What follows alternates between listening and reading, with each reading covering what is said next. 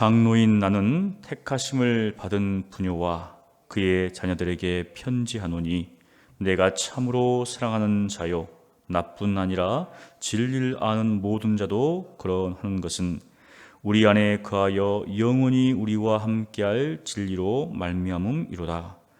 은혜와 공일과 평강이 하나님 아버지와 아버지 아들 예수 그리스도께로부터 진리와 사랑 가운데서 우리와 함께 있으리라. 너의 자녀들 중에 우리가 아버지께 받은 계명대로 진리를 행하는 자를 내가 보니 심히 기쁘도다. 부녀여, 내가 이제 내게 구하노니 서로 사랑하자. 이는 새 계명같이 내게 쓰는 것이 아니요 처음부터 우리가 가진 것이라. 또 사랑은 이것이니 우리가 그 계명을 따라 행하는 것이요 계명은 이것이니 너희가 처음부터 들은 바와 같이 그 가운데서 행하라 하심이라. 미혹하는 자가 세상에 많이 나왔나니 이는 예수 그리스도께서 육체로 오심을 부인하는 자라. 이런 자가 미혹하는 자요 적 그리스도니 너희는 스스로 삼가 우리가 일한 것을 잃지 말고 오직 온전한 상을 받으라. 지나쳐 그리스도의 교훈 안에 거하지 아니하는 자는 다 하나님을 모시지 못하되 교훈 안에 거하는 그 사람은 아버지와 아들을 모시느니라. 누구든지 이 교훈을 가지지 않고 너희에게 나아가거든 그를 집에 들이지도 말고 인사도 하지 말라. 그에게 인사하는 자는 그 악한 일에 참여하는 자임이라. 내가 너희에게 쓸 것이 많으나 종류와 먹으로 쓰기를 원하지 아니하고 오히려 너희에게 가서 대면하여 말하려니 이는 너희 기쁨을 충만하게 하려 함이라. 택하심을 받은 데 자매의 자녀들이 내게 문안하느니라. 아멘. 오늘도 선포하는 말씀을 통하여서 여러분의 참된 은혜가 있으시기를 간절히 축원합니다. 요한 2서는 요한 1서와 같이 사도 요한이 쓴 서신이라고 다 그렇게 봐드리고 있습니다.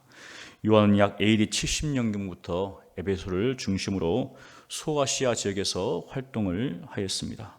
그것을 볼 때 에베소에서 이 서신을 기록하지 않았나. 기록 시기는 대략 AD 80년대, 90년대 사이로 추정하고 있습니다. 요한은 1절에서 자신을 장로라고 호칭하는데 이는 교회에서 연장자일 뿐만 아니라 교회의 지도자임을 나타냅니다. 사도 베드로도 자신을 장로라고 칭하면서 교회에 있는 장로들에게 권면의 편지를 썼습니다. 베드로전서 5장 1절로 3절에 보면 너희 중 장로들에게 권하노니 나는 함께 장로된 자요 그리스도의 고난의 증인이요 나타날 영광에 참여할 자니라. 너희 중에 있는 하나님의 양무리를 치되 억지로 하지 말고 하나님의 뜻을 따라 자원함으로 하며 더러운 이득을 위하여 하지 말고 기꺼이 하여 맡은 자들에게 주장하는 자세를 하지 말고 양무리의 본이 되라. 베드로는 교회의 장로들에게 그들이 맡은 하나님의 양무리를 치되 어떻게 칠 것인가 그것을 자세히 고민하고 있습니다. 이처럼 당시 장로들은 교회의 지도자로서 하나님의 양무리를 다스렸습니다. 사도 요한 또한 그러한 위치에서 지금 이 편지를 쓰고 있습니다.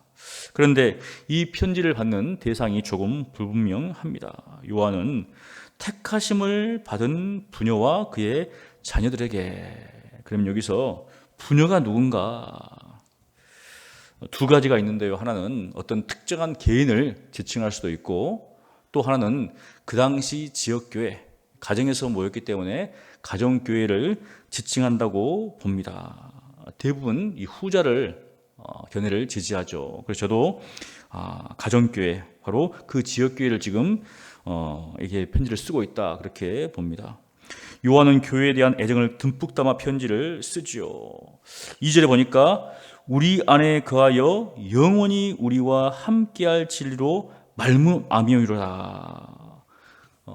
요한이 그런 애정을 담아서 쓴 이유가 무엇인가? 그들이 바로 진리로 말미암아서 우리 안에 거하여 영원히 우리와 함께할 진리로 말미암아서 바로 진리 때문에 지금 그렇게 깊이 사랑하고 있다는 것이죠. 또한 그것은 진리라는 모든 자도 마찬가지다. 요한뿐만 아니라 진리라는 모든 사람도 바로 그 지역교회를 향하여서 사랑을 품고 있다, 애정을 가지고 있다는 것이죠. 여기서 요한은 지금 진리 문제를 제기합니다.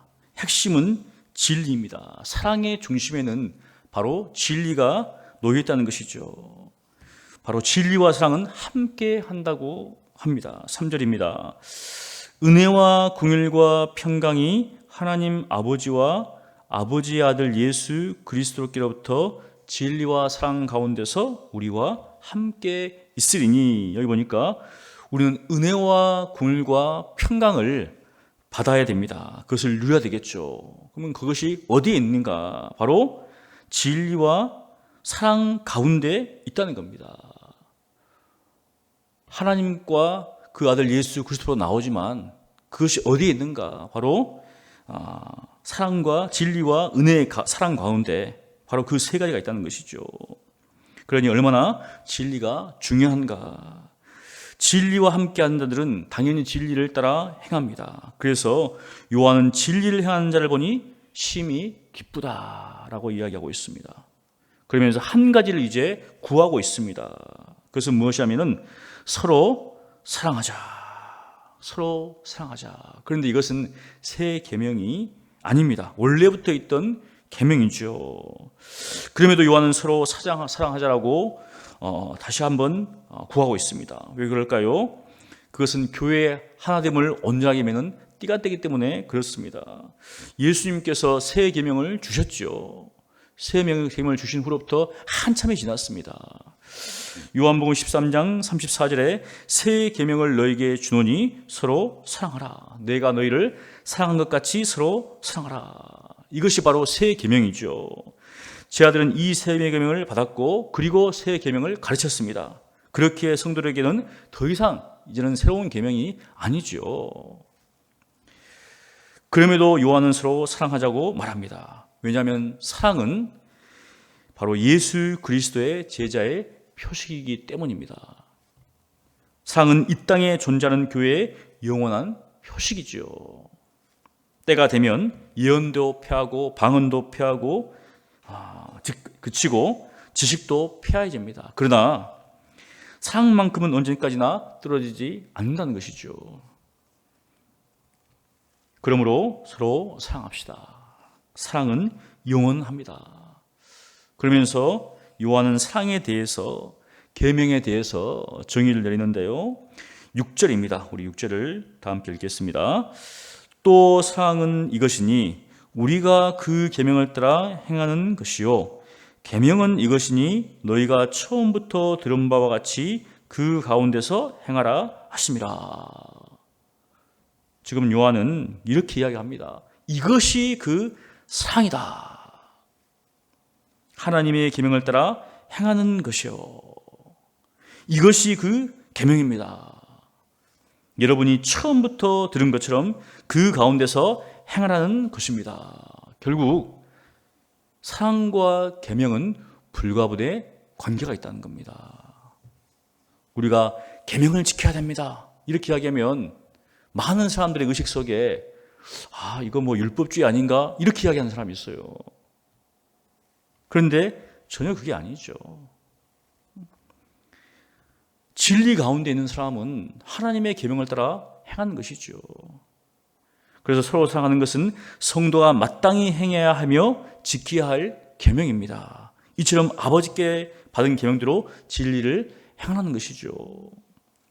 그런데 사도 요한 이처럼 사랑과 진리를 강조한 이유가 있습니다. 항상 어떤 의도 속에서 이야기를 하고 있죠.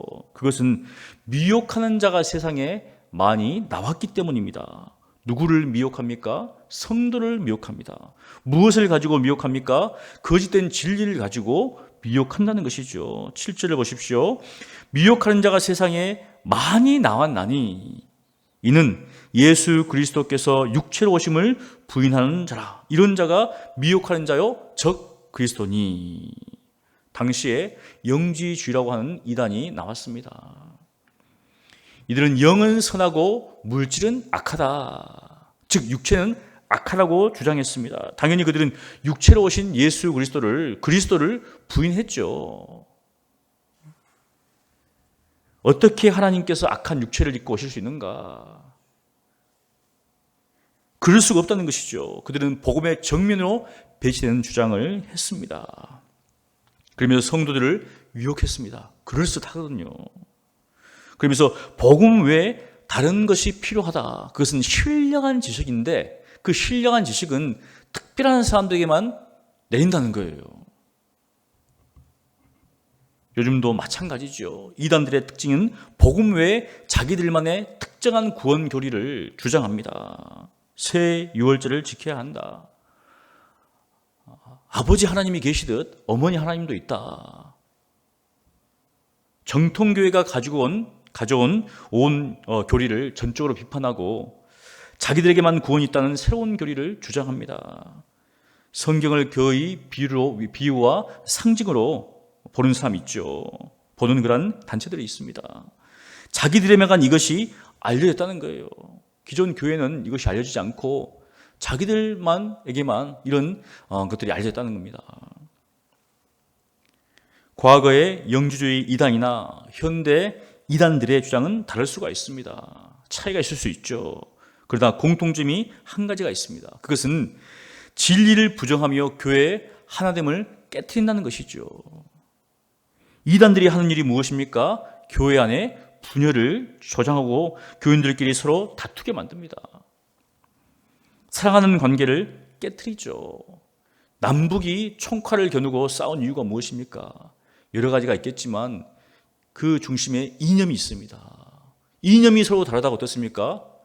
같은 피가 흐름에도 불구하고 서로를 무자비하게 죽였습니다. 이러할진데 교회 안에도 진리의 문제가 생기면 사랑의 관계가 끼어지죠. 그래서 요한은 성도들에게 스스로 삼가라고 경계합니다. 언제든지 이단들이 교회 안에 침투할 수 있다는 것이죠.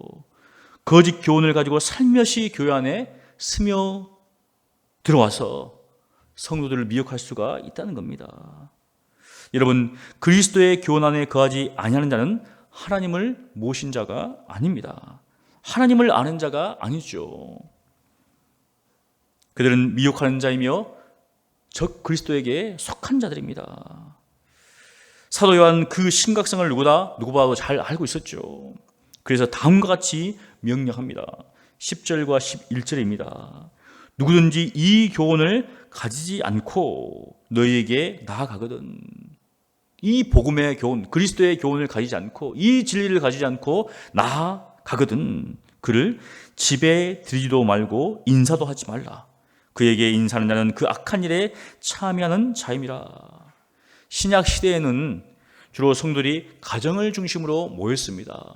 그리고 순회하면서 말씀을 전하는 전도자들이 있었어요. 그런데 그 중에 거짓 교훈을 전하는 그러한 적그리스도, 미혹한 자들이 섞여 있었다는 것이죠. 요한은 바로 그런 자들을 집에도 들이지 말라고 지금 명하고 있습니다. 엄히 명하죠.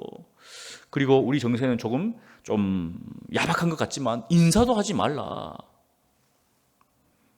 그런 자들과는 교제하지 말라는 것이죠. 예전만큼은 아니지만 요즘도 집집마다 돌아다니며 전도하는 이단들이 있죠. 또 길거리에서 가판대를 설치하고 거짓된 것들을 전파하는 그런 이단들이 있습니다. 요즘은 코로나19로 말미암아서 이제 거의 그런 것들을 볼 수가 없죠. 여러분, 혹시 그런 사람들이 온다면 드리면 안 됩니다. 아마 여러분들도 경험했을 건데 조금만 시간을 내달라고. 대화를 하려고 시도할 때 단호히 거절하십시오. 그것이 상책입니다. 괜히 사람 좋은 척 하다가 그들에게 도리어 미혹을 당할 수가 있기 때문이죠. 여러분, 그들을 볼 때 그들 뒤에 도사리고 있는 자가 누구인가? 미혹의 영을 보시기를 바랍니다. 그래야지 넘어지지를 않습니다. 그리고 가장 좋은 방법은 그리스도의 교훈을 붙잡고 진리를 따라 행하는 것이죠. 진리를 따라 서로 사랑하며 사는 것입니다. 교회 안에서 어떤 문제가 생겼을 때 그것이 진리인가? 그러면은 단호히 대처해야 됩니다. 단호히 대처해야 되겠죠. 이단적인 사상이 교회 안에 들어오고 있다. 그러면 거기에 대해서 어떻습니까? 옳고 그름을 따져야 되겠죠. 하지만 일관적인 관계 속에서 진리의 문제는 어떻습니까? 그런 부분들은 우리가 사랑으로 품어야 되겠죠. 그런데 문제는 모든 문제들을 어떻습니까? 옳고 그름을 따지려고 하면은 문제가 생기죠. 바로 진리의 문제에 대해서는 분명히 따져야 됩니다. 왜 그렇습니까? 사도 요한이 바로 이 진리에 대해서 이야기하고 있는 것이죠. 사랑이 어느 가운데서 풍성해집니까? 바로 진리 가운데서 서로 사랑하는 겁니다. 진리는 쏙 빠지고 서로 사랑한다? 다 인간적인 사랑입니다. 세상 사람들 어떻습니까? 인간적으로 사랑하잖아요. 가족 안에도 사랑이 있고 이웃 안에도 사랑이 있고 친구들 간에 사랑이 다 있잖아요. 그런데 진리가 없는 그런 거죠. 교회 안에 마치 진리가 없이 그냥 사랑만 있다면 그것은 인간적인 사랑이죠. 진리를 붙잡지 않는 사랑은 그는 거짓된 사랑이 될 수밖에 없습니다. 그러므로 진리를 붙잡으십시오. 말씀 가운데, 기도 가운데 이 놀라운 그리스도의 복음 이것을 붙잡으십시오. 하나님께서 받은 그 사랑으로 형제를 사랑하며 이웃을 사랑하십시오. 그럴 때 정말 주님께서 우리를 보시고 기뻐하십니다. 우리 소문교회가 그 진리를 붙잡고 서로 사랑하는 그러한 교회 되기를 간절히 축원합니다. 기도하겠습니다. 거룩하신 하나님 감사합니다. 교회 안에 진리를 무너뜨리는 그러한 이단적인 사항들이 침투하고 있는 이때입니다. 하나님, 저희들로 하여금 깨어있게 도와주시옵시고 경계하게 도와주시옵시고 스스로 삼가할 수 있도록 도와주셔서 참으로 그것이 진리라면 정말 목숨을 걸고 싸우는 그러한 일들이 있게 하여 주시옵소서. 하지만 그 진리를 붙잡고 무엇보다도 서로 사랑할 수 있도록 은혜를 베풀어 주시옵소서. 다른 사람들을 용서하며 품어주며 관용할 수 있도록 도와주셔서 우리 교회가 정말 진리를 붙잡는 가운데 서로 사랑하는, 풍성히 사랑하는 그러한 교회 될 수 있도록 주여 역사하여 주시옵소서. 특별히 슬픔을 당한 가정들이 있습니다. 하나님, 그 유혹들을 하나님 기억하시고 정말 참 아버지와 또 그 할머니, 어머니의 그런 믿음의 삶을 본받아서 믿음으로 살아가는 유혹들 될 수 있도록 역사하여 주시옵소서. 오늘 주일입니다. 온 성도들이 예배 자리에서 나와서 주님 앞에 영과 진리로 예배할 수 있도록 역사하여 주시옵소서. 예수님 이름으로 기도합니다. 아멘.